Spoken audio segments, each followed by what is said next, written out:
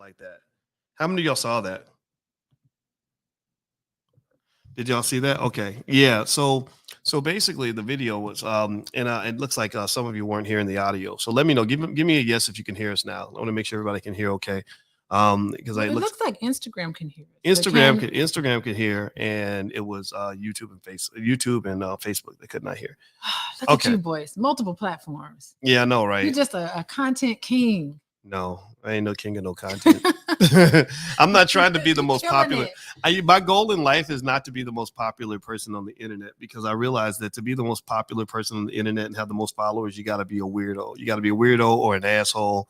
And I don't want to be a weird, and I don't want to be an asshole. Like, there are people that become popular on the internet by just saying the most idiotic, crazy, It has outrageous to be things they can. extremes, right? Yeah, I'm a hmm scholar. I'm a scholar, and that means, as a scholar, I got to be a thinker. I can't go out here acting like a clown. Like really, if you want to get a lot of followers on the internet, if you're like a black man who wears a dress, you'll not only get a lot of followers, but you'll have $1 billion in the bank. No disrespect to Tyler Perry, of course. Tyler's cool, but at the same time, Tyler, y'all know that Ooh, Tyler's $1 billion something. fortune, that's the house that Medea built. I mean, that's true. And if you told me that you'd give me $1 billion to go put on a dress and in 10 straight movies, I don't think I'd want to do it, because the damage that's done in terms of the image of the black man is not healthy. And I think that as black people, I think it's okay for us to say that. It's okay for me to say that and still say that I think that Tyler Perry is a good guy. Well, Like I think he's a good, because I'd met him personally. I talked to him personally. His top guy gave me a 2-hour tour of his studio, and I appreciated that. I thought that was so respectful. But at the same time, I'm not going to sit here and say, that just means everything that you're doing is okay. And Idris Elba has the same position. Idris Elba said that he would be in the movie Daddy's Girls, but he said that he's not really interested in the other content that gets sort of produced out of that space. So I'm not really a fan of that. I believe in restoring the image of the black man. But anyway, with that said, what did you think about that video with that well, lady? I want to comment on something. Oh, please go I ahead. just want to say you go hard in the paint with being a scholar. How about that? Let's do that extremely. Okay, right.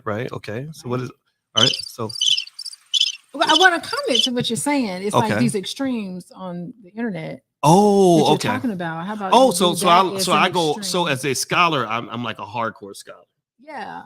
like a gangster scholar. And that's okay. It doesn't, because what you were saying was that, because I called you the content king. You're a content king to me. Oh, Of oh, course. that's so nice. You're that way to me. Thank you. I love you. I love But you too. I'm not calling you that because of how many followers you have compared to other people, though. I'm just commenting that just based on you. Well, the work that you do. Well, I can't complain. We've got over 500 million views. We have, if you add up our different channels, we have over 1 million subscribers. So somebody likes what we do. And also, I'm really proud of the fact that we built this ourselves. We didn't get corporate sponsorship. It wasn't like Bank of America wrote a big check, or some media outlet gave us an instant platform. Like, we had to build this brick by brick. And that's something that I'm proud of, because it lets us be completely independent. Like the other day, I had Professor James Small on with Riza Islam and Maj Touré. And with each of those individual guys, I was able to dissect exactly why got men like that, black men like that, don't get invited on shows. They don't even get invited on the Breakfast Club anymore, because they shut down Charlamagne's ability to do that. Now that you have people like that are basically Democratic Party operatives. What's it, Angela Rye, that really mean lady that I met in Oklahoma, a Roland Martin type of person. But really, it's like there needs to be space for black people who are black first. Maj Touré is Black Guns Matter, so he doesn't fit under a Democrat or Republican umbrella, but he has something important to say. Black people need to at least look into gun ownership. I'm not saying everybody needs to have a gun, but that's something they need to look into. Riza Islam is a smart young brother, and I think that he needs to be heard. He definitely needs to have a louder voice than some of these idiots that they put in mainstream media. Some guy that's hooked on drugs, got 18 babies mamas, and is talking about killing other black people. They'll promote that in a minute, but won't promote intelligent black men. Do y'all think that's an accident? I don't know. Give me a yes or no in the chat. Do you think that that's an accident, or you think it's intentional that they do that? What do you think? Am I getting too militant right now? No, I don't think so. And so I think what's so interesting is that when you first started, especially when you were on CNN and you were doing some of your other stuff, I used to talk to my dad about you a lot. And I love your dad. Well, let's cheer for your dad. He's not with us anymore. Well, he was a professor just like me. So Yeah. that's why you love me. You don't know that, but subconsciously you love me because your dad and I have the same profession, Yeah. and you have the same profession as my mother.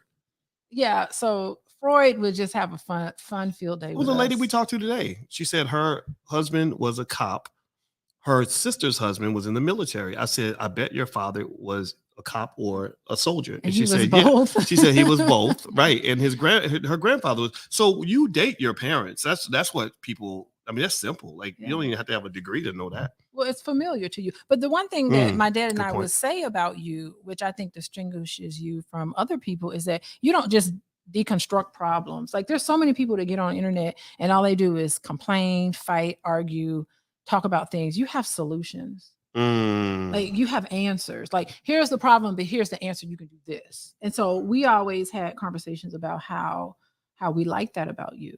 We're just not just a bunch of hot air on the internet. You said, here's what you need to do, XYZ. Well, you So know, we wanna hear my about you. theory, and we are going to talk about this lady who was talking about dating But this is outside. so interesting. But no, but I love talking about but you. I do, you know, I enjoy this conversation. Yeah, we literally just sat down and said, okay, let's test out the equipment, see how everybody's doing. But now I'm really thinking about what you're saying too, and it is one of those things where I think as Black people, because we have so much emotional, you could call it baggage, you know, because of what we've gone through. And we're easily triggered and upset, you know, and so they go hang a noose. They show a picture of a noose and they put it in our locker, and we're like, oh, Ain't Lord, nobody hanging. they go kill us, y'all. And ain't nobody hanging from the noose. Didn't nobody die, but you really, you know, like so we're easily triggered. So we're very good. I noticed a long time ago that a lot of Black folks, we are in the habit of just complaining about our problems. We're not really always empowered to believe we can solve that problem. You know, I mean, because remember, complaining about a problem gives you no accountability. You know, just remember that show, State of the Black America? Remember they would have that every once in a while. Talking about Tavis's thing. Yeah. Well, you know what? I'm gonna be careful because I like Tavis, and I think Tavis. I think Tavis thinks I don't like him because I did a harsh video about him way back in 2006. Oh, he still feel it. I bet he's still mad upset at me for it. But I'm gonna tell you this: I like Tavis Smiley. I think that he got wronged by PBS. He is a sharp brother, and I took his, you know, I took his place with the State of Black America panel that we did with the Fraser Net thing. Ooh, was that what it was called? Yeah, I'm not. Yeah, Lord, I didn't know that. It was called State of Black. Yeah, someone, Julian Malvo. I missed the panel. Yeah. But you're right though. The State of Black America panel, it does. It did a good job of deconstructing problems. Well, we got to be careful to not get in a holding pattern. Though. Yeah. You know, and that's the thing. I don't want to be in a holding pattern. I want to eventually get out of the loop and move forward. You know, it's like being in a bad relationship. I mean, how many times you gonna complain about that son of a bitch before you gonna move on? You know, before you read writing on the wall. You know, like Maya Angelou used to say, when people tell you who they are, you need to believe them. Right, y'all been dating Joe Biden and the Democratic Party for I don't know how many decades now. So and they are disrespecting you every way that they can. So I'm the person who says, okay, let's pack our bags and go. Well, clearly Tavis Smiley did something wrong because he had the #1 rated show on NPR when they dropped him. Tavis was good. What the I listened to him. Tavis, I feel like Tavis was better than like say a Roland Martin. Roland just a little bit weird. But Roland's very hardworking, but he's very strange in terms of how he does stuff. He's very bitchy. Whereas Tavis could also be a little bit sensitive, but Tavis, I felt better watching Tavis' analysis. He sounded smarter to me. Whereas unfortunately, Roland, many people feel like he is just kind of a stooge for the Democratic Party. He just kind of says whatever the party wants him to say. Whereas, you know, I feel like Tavis is a person who tries to be Black first. A little bit of an independent thinker. Yeah. But we need more of those. And an intellectual, you know, I like Tavis. So, you know, let's clap for Tavis. Well, he was neutralized. Tavis gets a clap. Yeah. What is he doing? I don't know. What is he doing nowadays? Tavis? I don't see him anywhere. I miss him. Tavis, really nice if you're listening, hit me up. Let me know what you're doing, man. Would you give him a platform? I would love to give him a platform. Am I putting you on the spot? I would love to have him on as a guest. You can kick me under the table if I'm saying too much. I don't necessarily know what I would do with Roland Martin because I don't know what value he would necessarily add, to be honest with you. Because all he's going to do is round up Black folks to get them to go vote for the Democrats. Because I think he's trying to get a job with the whatever the next Biden administration is. I think he's always kind of wanting them to acknowledge him. Whereas I feel like with Tavis, I really feel like him and Cornel West were really trying to do what was right for Black folks. And but then again, that's probably my bias. But I just like those guys. Cornel West, one of the nicest people we've ever. Did you ever meet Cornel with me? Or did I start dating you after? No, remember we met Cornel West together. What did we? Do you remember that? You talking about 20 years ago when he didn't know who the hell we were. He didn't know who we were. And it was interesting because you came in town and I was like, Cornel West is coming at the University of Chicago when I was a student there. Yeah. And we just walked on campus and we met him and everything. We stood in that long line. We had to stand in a long line. We did. And he totally rushed me along. He sure did. He did not respond to anything that I said. I asked him a really deep question. And he just gave me some generic answer. He's like, "Get the hell up out of here! You got to go." No, but in fairness to him, he had a long line of people. A long line of people. You know what that's like. Yeah. So he only had a couple seconds. He's better than me. I'll get to talking to somebody, and then my security's got to like push me away. I'm the one. Or my wife. I'm the one, and I hate doing that. Okay, Suge Knight. I do feel like Suge Knight. I hate doing that, but people are always like very respectful of me. But I do not like being in that position where I'm saying, okay, you need to wrap this up. Get to the point and move on. Come on, boys. Other people Come on, boys. Yeah, well, so when I got to know Cornel like directly, like it's funny, I met like Cornel or Julianne Malveaux, people like that. I met them before they knew who I was, but then I met them after they knew who I was. And I found Cornel was just one of the most genuine people ever. Like, he's as far from a capitalist as you can be. He's more Marxist, I would say, but he probably has a more precise way of defining his ideology. But I listen to him because I respect Marxism. Like, if you really study Marxism, they had a lot of good ideas and they had a really valid critique of capitalism.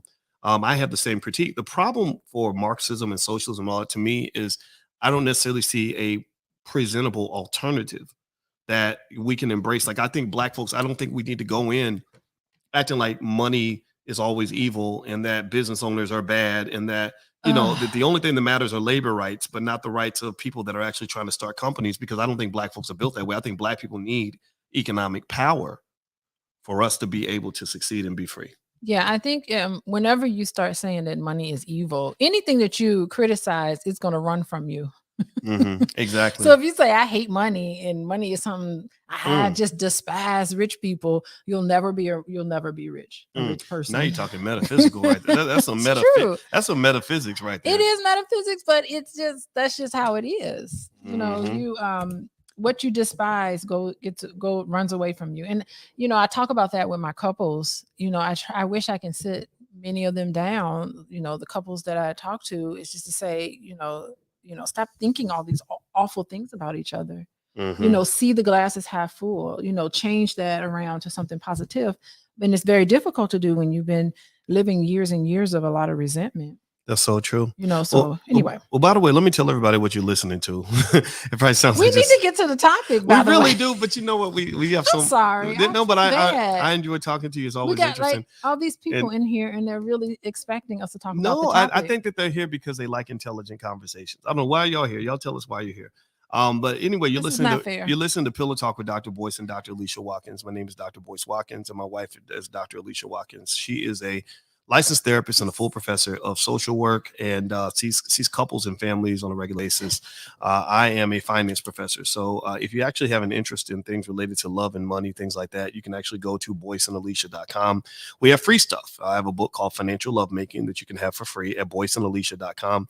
Also, you can get lots of free stuff from Dr. Alicia on things like financial infidelity, financial trauma, financial anxiety, all these things that we experience as Black people, as well as the issues that affect us in our relationships and our families. So if you could hit the thumbs up button, thumbs up, share, subscribe. My Instagram is The Real Boyce Watkins. Dr. Alicia's site is coachingwithdralicia.com. So let's jump into this thing with this beautiful dark-skinned sister who, I put this up on Instagram, and because I just thought it was interesting. She went out of her way to announce that she said, I'm dating out of my race. I need everybody to know. She's like, I need everybody to know, and she's like, I need everybody to know that that Black men done piss me off and I'm going to start dating out of my race. Now, I had to admit, my first thought was, why are you telling everybody? I'd like to ask the therapist, what do you think was going on inside her soul that made her feel like I got to do an Instagram video about it? Why didn't she just, do her? Like, why does she have to tell everybody? There's a lot of people who come to specific realizations and insights and aha moments, and they need to capture that moment. And they're just like, you know what? She's probably thinking, I'm having this kind of experience. I'm going to put it out there, and she's going to just see how it resonates with other people. She's looking for her tribe. And so she's out there. I'm sure there's a lot of people who've hit her up and said, girl, I know I'm in the same boat as you.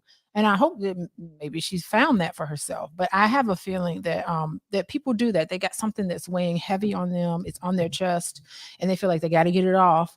And anybody with a thought in the telephone can basically just convey how they feel and just put it on out there. And she's probably very happy that she's doing it. Why? Because me and you, we're sitting here talking about it right now. Oh, and how many views did it get on your social media? Oh, I think it got 60, 70,000 views just on one of my platforms. On the other pages, it might have gotten, even more. But I think you're right. I know she was very animated and everything else. And I think that she was, a part of me felt like, okay, are you trying to, like you mentioned, find your tribe? Are you trying to build a tribe? Are you trying to make this a movement? It's one thing if you make a choice that's personal and you change your philosophy on something. Like if I decide I'm going to eat more salad instead of cheeseburgers, that's just my choice, right? That's going to affect my body. But then if I get online and say, hey, y'all, I'm eating salads now instead of cheeseburgers, and I want y'all to do what I'm doing, or I'm a vegan now, that's something more. That's almost like maybe you're right. Maybe I need that extra validation. I want those people to cheer me on. I don't want people to abandon me, right? Because I think that there was that fear she has of like people saying, okay, because you're with a white man or whatever man you're with, you can't be pro-black. So maybe some insecurity underlie that. What do you think? Well, she thinks that she's articulating something that's probably echoed in a lot of people. So it'd be cool. She may follow up with she done found her a white man. I mean, there are a lot of white men who really love and will date a black woman. Right. There's a ton. But they of all shades. Every time I go to Los Angeles, there is a white man trying to talk to me. Stop. Wait, why are you doing that? Don't be doing that to me. I ain't trying to hear all that. Everybody, let's just stop for a moment and let's just celebrate the greatness of black men. Everybody in the chat, cheer for black men. Everybody talk about, tell us what's great about black men. We are better than the competition. We win in every category because size matters, brains matters, survival skill matters. Come on, ain't nothing in this earth like a black man. That's why y'all hooked on us. And ain't nothing like a black woman either. I'm hooked on you though. And I'm hooked on you too, baby. Yeah. I think that's real talk though. You the most gorgeous thing ever. So my thought is it's a satisfying. Oh really? No, you got my lipstick. Oh, my lipstick will be on you. So seriously though, I really just think black people, I'm a fan. I'm not really here to diss this lady, right? I think that she's going through something. I didn't like the necessity of having to announce it. Like I have people in my family that have interracial relationships. My goddaughter is married to a guy from Denmark, and he's the nicest guy in the world. And I want her to be happy. That's it. And I don't choose who people in my family date. And I never told her like, how dare you? It wasn't like that. It was like, make sure you get a man that treats you well. And I'll be honest, I would rather have my daughter dating a man who's not black, who treats her well, than have her date a black man who treats her like shit. I will say, I'm sorry. I have no respect for a man who, if a man's abusing you or hurting you constantly and all that, I'm sorry. I think that's where, you find you a better black man at the very least. That's my 2 cents. I'm going to say something. I mean, I'm not talking about your goddaughter or anything. All of that aside, I do wonder about the psychology of people who only date outside their race. Like, what's going on? Like, is there some level of self-hatred or is there like some level of compensating for something, that maybe you're looking at, like, just because, there's people in my family who date outside the race. But I do think that some of them, just based on what I know about them, I'd be like, I ain't surprised. Not surprised. Yep. I don't want, Yeah. But I can say that about, my family members. As being the Black Dr. Fauci for today, I'm going to say that jungle fever typically shows symptoms early on that may be quite dormant initially. And but in all seriousness though, like I feel like, you're right. I mean, there are some people who just, you know, like that song, wake up and suddenly you're in love, right? They just meet somebody who's not black and it just happens and whatever, right? But then there's some people where they're choosing in a certain way that just happens to, they're gonna. yeah, it happens to be almost like a type of systematic racism that they employ in their dating choices. They're internalizing it. Yeah, it's like banks, when banks discriminate against black people and they say, well, we don't even know this race. But then you look at their criteria for how they're deciding who to give loans to. It just happens that the black people all don't qualify, you know? And I think that it's the same way with dating. I mean, I think they haven't come to terms with some things going on within them. Yeah. Right. You know, there's some issues. Yeah. I mean, I think that if you see blackness as a premium, you know, like you had a great black mother or a great black father and you want to replicate that, then you're going to keep seeking that out, right? Like if one black man disappoints you, you're just going to find a black man who doesn't disappoint you. You're not going to say, it's like supporting a black owned business. Like if I fundamentally believe that white businesses are better, then the first time a black owned business upsets me, I'm going to say, see, that's why I buy from white people. You remind me of like Uncle Ruckus was it Uncle Ruckus from the Boondocks? Really? You know what? You're making fun of. Is that his name? How the hell are you gonna call me Uncle Ruckus? No, I didn't say you were. I'm saying that there are some people who just remind me of that. Like what you're saying. What you are saying is reminding me of Uncle Ruckus and some of the things Uncle Ruckus would say in Boondocks. It's hilarious. I wouldn't. I don't. Oh, you're saying I'm reminding you. What you're saying. Oh God. Okay. I thought you were saying I sounded. No. I thought you were saying I sound like Uncle Ruckus. No. I was like, damn, that was mean. I get it now. I get it now. I get it now. We do have some Uncle Ruckuses out here, right? and I think, you know, and I think that here's the thing, right? I think that your choice in terms of what kind of black identity you want to have is certainly up to the individual. Like I used to say, you know, when I would go on this very same platform 8 years ago, I said, look, I don't know if I'm ever going to get married. I'm not going to let anybody make me do it. But if I get married, I'm going to marry a black woman because I would not feel comfortable doing what I do with my white wife sitting next to me. It's no disrespect to anybody. It would just make me feel like I bailed out on the black woman. I felt like it was my job as a black man, if I chose to get married, to keep seeking until I found a black woman that was a good fit for me, right? And but I think that the calculus is different for women than it is for men, because I think dating for women, especially in your 40s, is or over 35, I think it's a different experience than it is for men. I really believe that. Well, how about the fact that, I mean, we're talking about colorism is really what she's talking about too. That's another. Let's talk about that. Colorism. I don't know. I find issue with people who walk around and say colorism isn't a thing. Like, really? Like, it has to be. How could it not be? Coming from my light-skinned wife. Yeah, I understand, you know, that colorism, it is real. You know, I just know it is based on my own personal experiences. I think if you're lighter, you do get different privileges. Well, and I'm not for it at all. Well, you and I have talked about how our experiences in academia were different, with me being a black man and you being a light-skinned black woman. Yeah. You know, like your campus doesn't even have a single African-American faculty member on it, a African-American male, right? No. Yeah, they don't even hire any black men, you know, from so it is a different experience. And I think that the colorism piece, here's the thing. I hear what she's saying about the colorism, right? We know it's real. But every black man doesn't think that way. And that lady was not an ugly lady. She was gorgeous. Wasn't she sharp? Right. I would get it. Lady. I would get it if it was like remember what was that lady, Leslie Jones? I'm not making fun of her. I promise I'm not making fun of her. I'm not making fun of Leslie Jones. I'm not. But Leslie, she you know, her and Leslie are in different categories. Let's say for a lot of men, if you ask them, Leslie Jones looks a little masculine. Yeah, Leslie Jones. Maybe we shouldn't talk about Leslie. Maybe I don't know. It's how she. But generally speaking, if she were an average or below average looking woman, I could understand that colorism piece. But she was a gorgeous woman. This lady was beautiful. So to me, I think honestly, I'm sorry. Oh, do you think she's not taking accountability for some things that she's doing to turn men off? I think that maybe she's just saying, "Oh, it's because I'm dark," and maybe that's not it. She said stuff in the video that turned me off. Oh, she turned you off. She said stuff in the video that if I was a man thinking about dating her, I wouldn't do it because one thing. Can you play the video? I can't play the video Oh. now because I don't have it loaded in the system, but it's on Okay. my Instagram. My Instagram is the Real Boyce Watkins. Everybody can watch it there. But there's a point in the video, if you listen carefully, there's a point in the video where she says something like, I teach black men about colorism. I teach black men about this. I teach black men about that. Mm. Don't nobody need nobody who's wagging their finger in your face, constantly teaching you stuff. What are you learning from black men?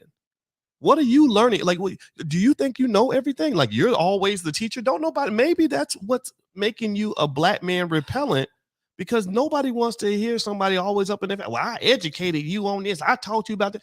No, so to me, the fact that she was such a pretty lady talking about, I can't get no black man to want to be interested in me, that's just not accurate. I'm sure there's a long list of men who would have a lot of interesting stories to share about why they passed on the opportunity to be with this gorgeous woman. Colorism make that strong to keep a woman that pretty from being single. Yeah, I think when you feel like you need to teach somebody something, it's like you're coming to them as if you're better than them. So maybe she's just looking down on somebody like, I know, but you don't know. It's a little bit insulting. It's like, excuse me, maybe she's read the situation wrong. Yeah. And maybe some of her ideas come from, because I know a lot of women, who as children, things are different now than they were back in the day. But looking at how old she is, I wonder if she was a little girl in grade school and got treated differently, clearly because of her color, which happens a lot, by the way. Yeah, I can see that. So maybe she's just wearing some of that from the past, and how could it not affect how you deal with things now? I don't know how old she is, but I do know there was a time maybe in the 80s. Does anybody old enough to remember, like maybe in the 80s, when they used to openly make fun of dark-skinned people? And they would have your mama jokes about your mama so black that blah blah blah blah blah, that she can't go out at night, or just silly little horrible jokes like that, right? And what I like is that the community kind of grew out of that. Like, we grew out of this terrible language, and if you really go back a couple of generations, I mean, I heard stories from the grandparents and stuff about the privilege of light skin, and how the whiter you are, the better you were treated by society, and the better you felt like you were. And this is not just in the US, this is all around the world. This is part of the reason the Hutus and the Tutsis were slaughtering each other in Rwanda. If you go to India, they have a whole caste system where the darkest people are at the bottom. And this is still true. Like, Barack Obama could not have been president if he were dark, right. Sure. Old black Obama, or black Obama, right? Or Obama, Barack Obama. I don't know. I'm trying to make he came across like he didn't come across as very threatening. Yeah, well, he's half white. Yeah, right. Of course, and they didn't let us forget the fact that he was half white. Like, he for sure, he was for sure. I mean, I don't know. I think if Michelle kind of kept him a little black. Well, yeah. Well, I think Michelle saved him. She's a real sister, I think. Well, Michelle's what got him the black vote, because the beginning of Obama's presidency, the biggest problem that they had was that they could not get black people to support him. Black people they were all going to vote for Hillary. And Cornel West told me that they had a meeting in some hotel room with him, Jesse Jackson Jr., David Axelrod, Barack Obama, and somebody else.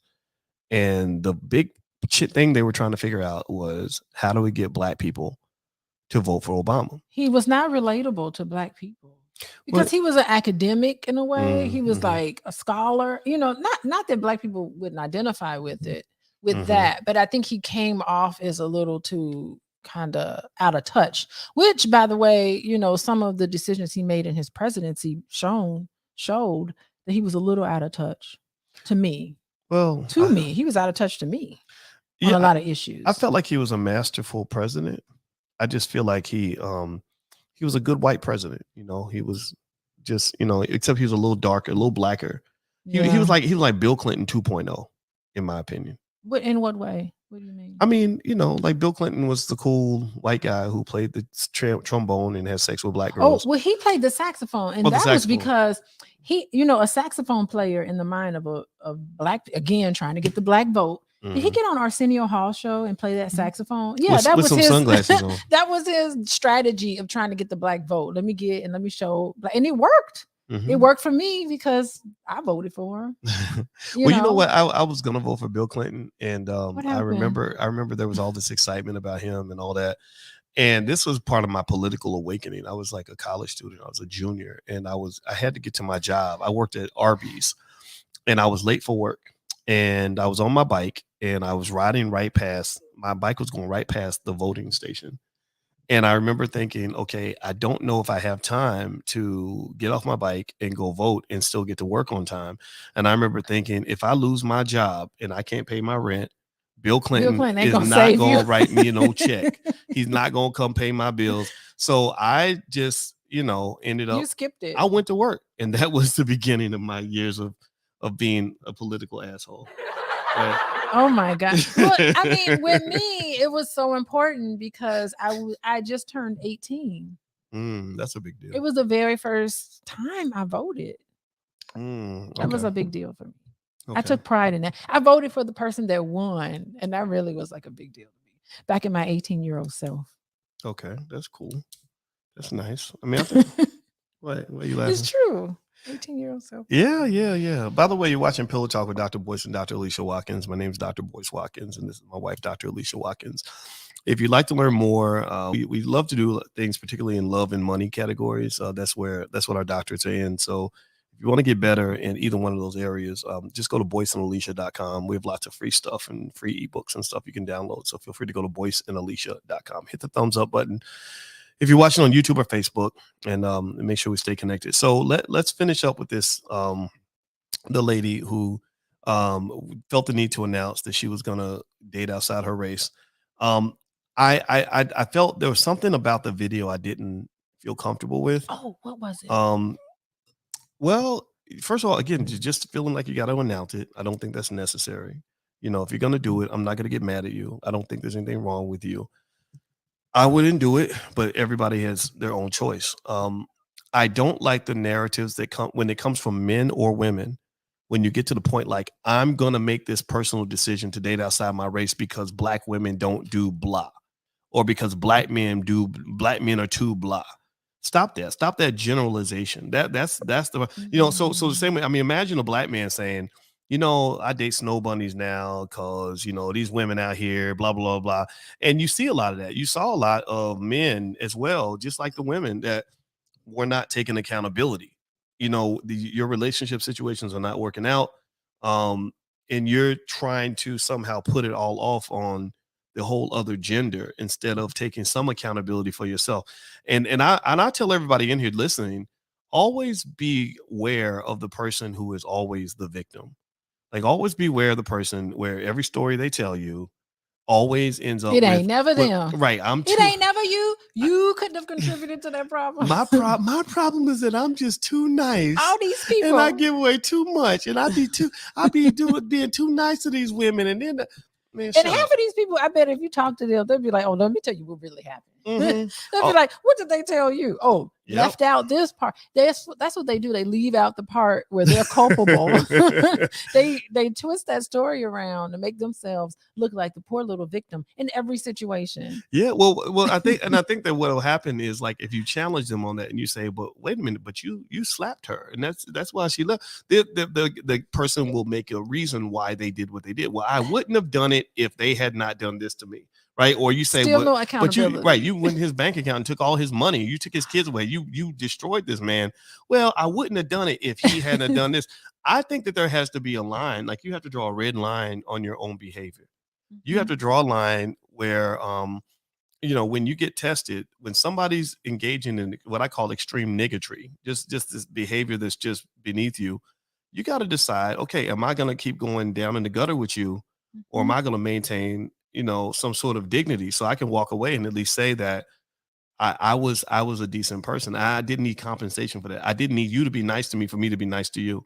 And I think that's a good principle. I mean, sometimes even when Christianity's taught the right way, it teaches that. Now we call that stupid. Oh, you're stupid if you're nice to somebody who's mean to you. You should go slap them. You should get revenge or whatever. But I actually like the concept of forgiveness as long as it's not too costly to do so, right? Well, You can forgive and walk away.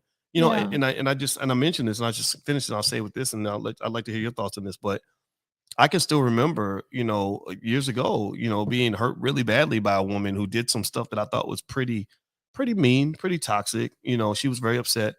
And I remember I just hit my red line. And I remember deciding at that moment, I'm not going to allow what you have done to shape how I respond from this point on. From this point on, I'm going to walk away and I'm going to maintain my dignity. And for the rest of my life, I'll be able to say that I was a good person, that I did my best to, not that I didn't make any mistakes, but that I did my best to be a good person.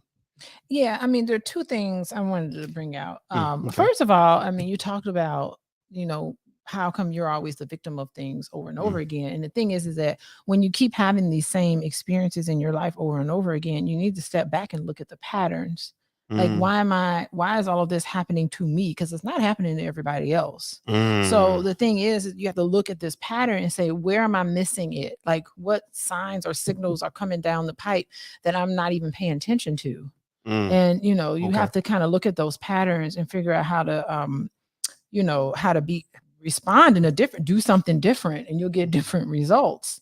Wow. And so also the thing about forgiveness is that you want to forgive, but you don't want to be a doormat to people, right? So the thing is, you don't want to be passive when you're dealing with individuals, when you're trying to set boundaries. Basically, I think that's what forgiveness. Someone keeps doing things to you that's undesirable, you have to set a boundary with that person. And then and at the same time, you don't want to be aggressive where you're just lashing out at somebody and being mean at them. You have to be assertive. You're just saying, okay, listen, this conversation is going where it doesn't need to go, or I'm not comfortable loaning you that amount of money. That's not my policy.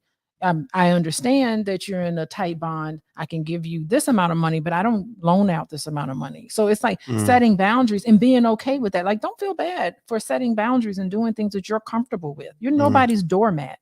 And if they do something wrong for you, they've shown you who they are. So, forgiveness, you can forgive yourself. And that's really the only type of forgiveness that there is. And really, you don't need to forgive anybody because the forgiveness is done anyway, but on some level. But yeah, I mean, you pretty soon you're going to end up being very resentful and very hateful and feel taken advantage of if you just have this stance from I'm just going to let you walk all over me. Well, there we go. Right? Shout out to everybody who's not a doormat. All the non-doormats in the building. There we go. All right. So, and if you have to lose a relationship because you're putting up boundaries, that person doesn't love you. Okay. That person was never there for you. Those are people who are just out just to get what they can from you. Okay. The real Ness says, "Don't catch monkeypox." Man, that monkeypox ain't no joke. Have you seen pictures of monkeypox? I've seen them a couple of times. It is gross. Ugh. That's something I would. Yeah. But you have to have contact with someone with monkeypox. It's not airborne, right? No, yeah, it's not airborne. Okay, I feel a little better about that. Like, get away from me.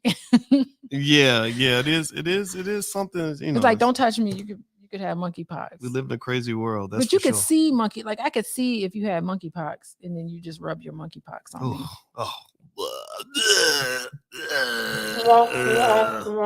That's like this spreading.